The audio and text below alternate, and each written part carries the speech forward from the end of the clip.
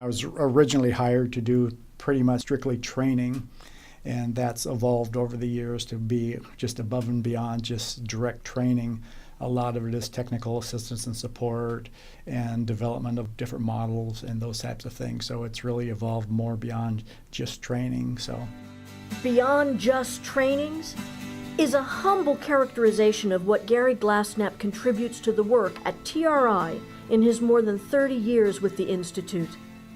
Welcome to Within These Halls, a series of interviews that explores the people and the work of the Research Institute at Western Oregon University. Today we meet Gary Glasenapp and explore in just how many ways he has contributed to the field of early childhood education in Oregon. I was raised in Eugene, so I actually went to school in Eastern Oregon at Eastern Oregon State College at that time in La Grande, and got my bachelor's degree there in secondary education with an emphasis in physical education and health. And then I got my master's degree at the University of Oregon, and that was in adaptive physical education and also human growth and development. I originally started out looking for other teaching jobs just in health and physical education, but then I saw in the newspaper the ad for somebody with a training background and thought I had nothing to lose there, and came up here and did that interview. I've been here since '84. It's really started out many years ago. They had a national program called the Database Classroom Model, which was supporting young children with disabilities in programs. And it was a nationally validated program, and they had different satellite sites across the country. So part of that was, instead of the teaching research division at that point going out and doing all the training in these different states, we trained people in each state to provide that training. So it really was a training of trainers. So it's more of a cost-effective approach for getting that information out. So that's kind of how it evolved. And then we've also done on a number of different projects a training of trainers, which again really just helps with the cost effectiveness and increases the breadth and width of how the information can be disseminated. So we've done it around including children with disabilities. We've done it around just early childhood. We've also had grants and projects around secondary students with disabilities and going out in the community and doing vocational training and community-based training. So it's really not tied to any specific content. So the concept is really the same across a variety of different audiences.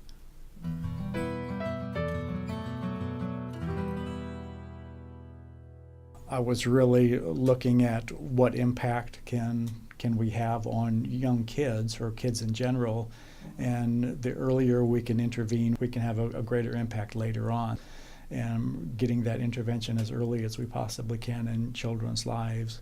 So now I work on several different projects, and one of them is the Quality Rating Improvement System, also known as QRIS. And that's really a systems development model that is helping to provide technical assistance and support to child care programs in Oregon, so help them increase their quality, and then also helping them to get a rating as far as the quality of their program. So I work as a specialist on that particular project. And then I also work on the central coordination of child care resource and referral.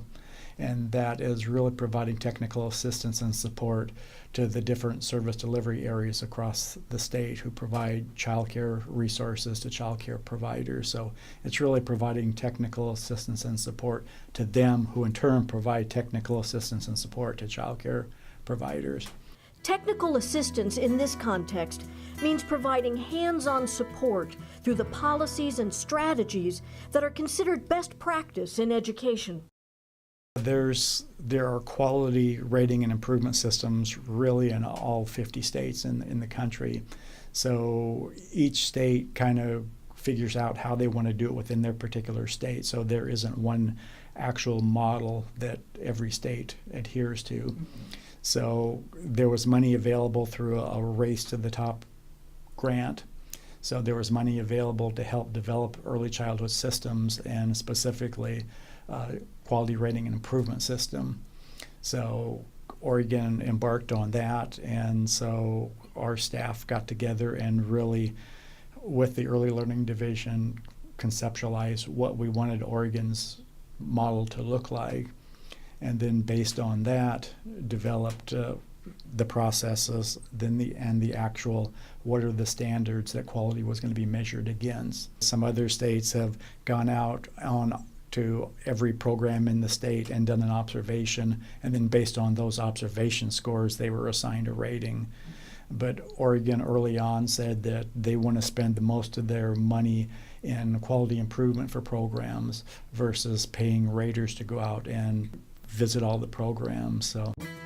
So Oregon created a portfolio system in which each participating child care program makes improvements to their services based on the standards that had been set, and then documents what they offer in the portfolio, which is then reviewed by trained staff, and a star level is awarded.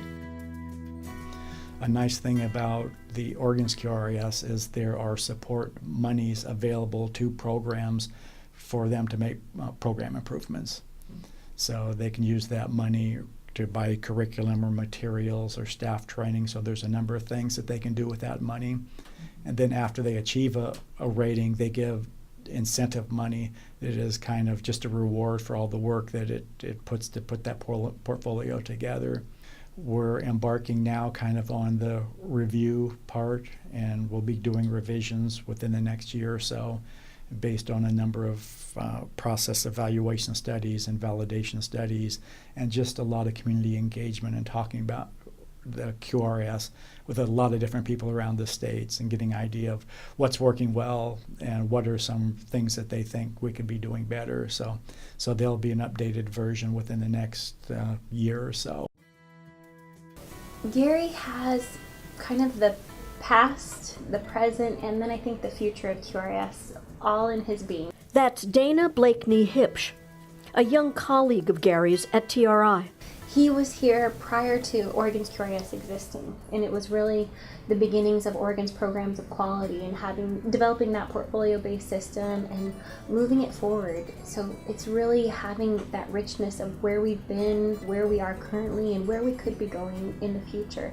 He has a wealth of knowledge about the field and incorporating best practices and looping in accreditation or behavioral guidance components, just really a rich array of knowledge that comes from years of being in this profession. As a young professional in my career, that's something that someday I look and think, wow, I hope to have that rich history that he has and be able to impact the work that I do in that manner.